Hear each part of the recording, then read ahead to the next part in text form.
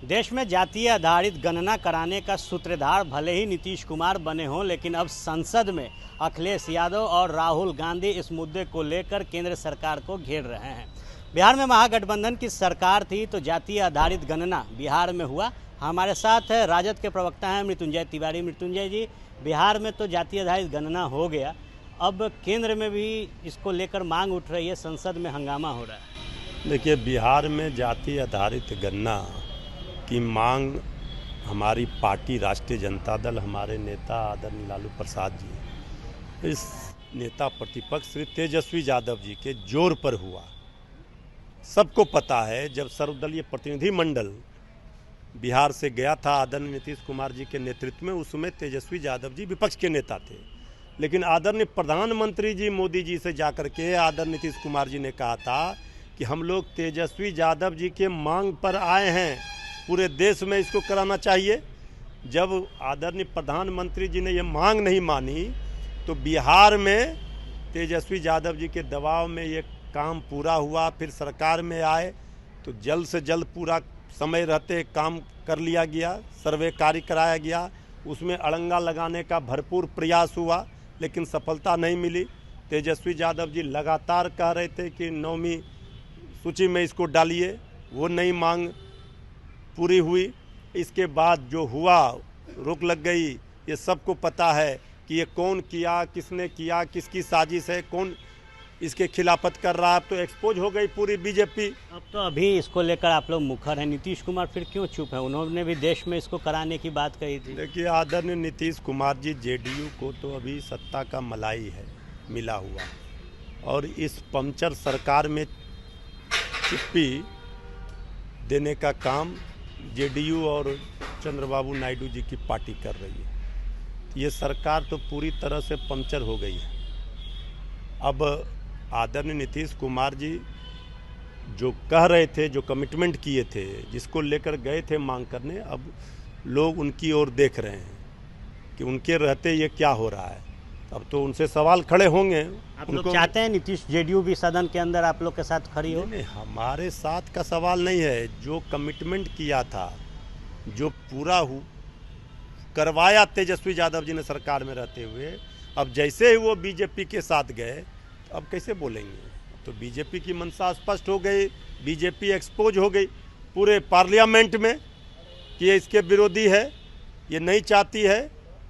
उस समय भी सुप्रीम कोर्ट में हलफनामा दिया गया था केंद्र सरकार गृह मंत्रालय की ओर से, फिर बाद में वापस लिया गया।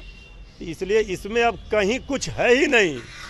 बीजेपी जातीय जनगणना की विरोधी है, ये पोल खुल गया। नीतीश कुमार क्यों चुप हैं? आदरणीय नीतीश कुमार जी के पास तो दूसरा कोई विकल्प है नहीं।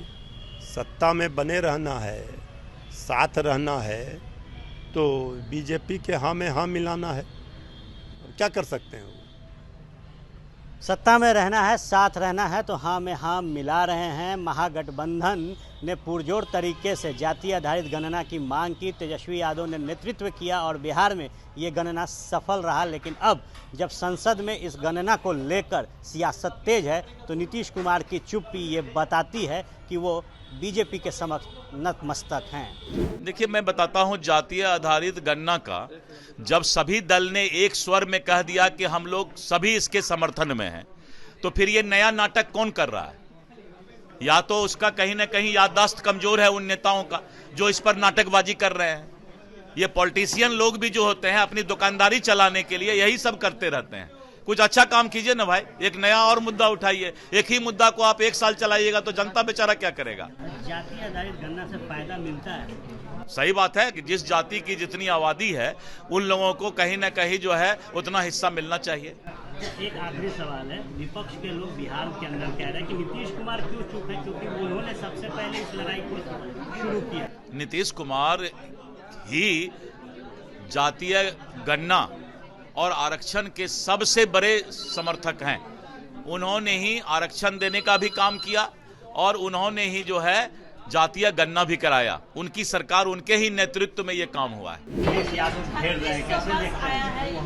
देखिए, कांग्रेस के ही रीजन से जातिगत जनगणना पूरे देश की मांग है। विपक्ष के लोग मांग करते रहे, लेकिन उनको बराबर ठुकराते रहे। लेकिन माननीय मुख्यमंत्री नीतीश कुमार अपने बल पर बिहार में जातिगत जनगणना करके दिखा दिया। अब उस मुद्दा को विधान लोकसभा में जो उठा रहे हैं, ये पहले इनके सरकार में ही होनी चाहिए, राहुल गांधी के सरकार में, लेकिन वो नहीं किया और बेवजह मुद्दा विहीन बातें कर रहे हैं। नीतीश कुमार चुप है इस मुद्दे पर, ये भी बात विपक्ष कह रहा है, क्योंकि नीतीश कुमार इसके सूत्रधार थे कि देश भर में गणना होना चाहिए। चुप तो करके दिखा दिए नीतीश कुमार, चुप कैसे है? पूरे देश में जातीय आधारित गणना होना चाहिए। देखिए, अब तो संसद की बात है और केंद्र की बात है, उनके ऊपर निर्भर करता है। जेडीयू क्या सोचती है, देश में होना चाहिए? जेडीयू बिहार में करके दिखा दिए, अब उस पर निर्णय लेना केंद्र का काम है। इसका फायदा मिलेगा सर बिहार में जातीय आधारित गणना का? फायदा तो मिल रहा है, देश को भी तो फायदा मिलना चाहिए, देश में होना चाहिए। अब तो केंद्र पर निर्भर करता है ना। जो रार है अब संसद में दिख रही है, बिहार में भी जातीय आधारित गणना नीतीश कुमार ने कराई, क्या जेडीयू को भी अब मुखर होना चाहिए? जेडीयू जातिगत जनगणना पर मुखर हो ही नहीं सकता है। जेडीयू नरेंद्र मोदी से डर गया है। जेडीयू जब बिहार में हम लोगों के साथ था तो राहुल गांधी जी और तेजस्वी जी के दबाव में जातिगत जनगणना तो कराया, लेकिन अब नरेंद्र मोदी के साथ हैं तो क्यों मुंह नहीं खोल रहे हैं? क्योंकि नरेंद्र मोदी ने इन्हें मना कर दिया है कि जातिगत जनगणना नहीं कराएंगे। वहीं राहुल गांधी जी लगातार जातिगत जनगणना पे मुखर है। उन्होंने संसद में भी कहा कि मुझे अर्जुन की तरह सिर्फ आंख दिखाई देता है, इसलिए हम जातिगत जनगणना कराएंगे और दलित, शोषित, वंचित, पिछड़ा को और सवर्णों के गरीब को उसका अधिकार दिलाएंगे। उसके लिए राहुल गांधी जी को अनुराग ठाकुर गाली दे रहे हैं। आप उस गाली को प्रमोट कर रहे हैं नरेंद्र मोदी जी कि अनुराग ठाकुर के भाषण को सुनिए, और नीतीश कुमार के सांसद नीतीश कुमार आज तक चुप है, अर्थात कि नीतीश कुमार की औकात और हैसियत नहीं है। वो मान चुके हैं कि नरेंद्र मोदी के राज में जातिगत जनगणना वो नहीं करा सकते। नीतीश कुमार ने तो देश में जातीय आधारित गणना की बात की, सबसे पहले बिहार में उन्होंने करा दिया। नीतीश कुमार जब हमारे साथ थे, यानी कांग्रेस और आरजेडी के साथ था, तो वो कराए। बिहार में सरकार थी, बिहार के सरकार के खर्चे से हुआ। आज तो भारत की सरकार में नीतीश कुमार जी हैं, तो आज कराना तो दूर है। नीतीश कुमार के लोग नरेंद्र मोदी जी को कह भी नहीं सकते हैं कि बिहार में जातिगत जनगणना, देश भर में जातिगत जनगणना कराइए।